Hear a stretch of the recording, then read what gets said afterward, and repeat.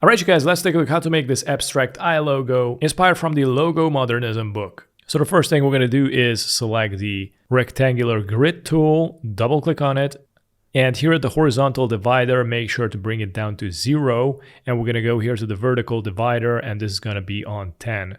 The rest of the settings is going to be like this. Click OK, and I'm going to draw the lines like this. So as you can see, we're going to need to make it nice and narrow, release it, and let's click on the fill, so it's going to be on the top, and let's select the color for it. It's going to be black, and press Shift plus M, or you can go here and select the Shape Builder tool. And here what we're going to need to do is combine these lines together, so draw, and it's going to fuse it, and now press and hold Alt, and click on this narrow line here, so it's going to eliminate it, and draw it again to fuse it together, press and hold Alt, until you're going to get 4 lines like this. Alright, so from here we're going to go to the object. Let's go all the way down to the envelope distort and select make with mesh. Here all you need to do is decrease the row to 2 and the column to 1. Click OK.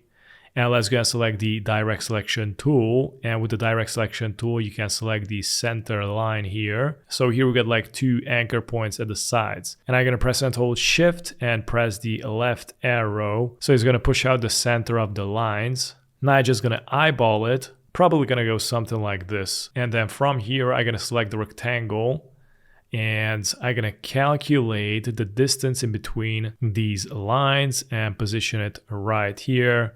And I'm gonna cut it in half where they intersect right here. And I'm gonna select this, and let's go and select the reflect tool. Now I'm gonna go here and press and hold Alt and click on this anchor point. And we're gonna need to select vertical. Click on copy.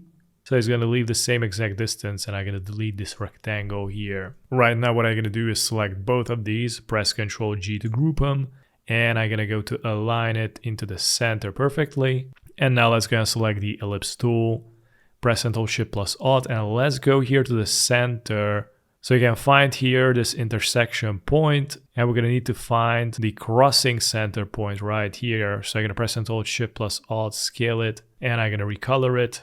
And now I'm going to select the rectangle, and I'm going to go to this anchor point here, drag it all the way to the bottom right side at the corner. And now let's go and select everything, right click, and select Make Clipping Mask.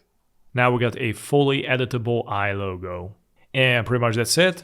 Thanks for watching.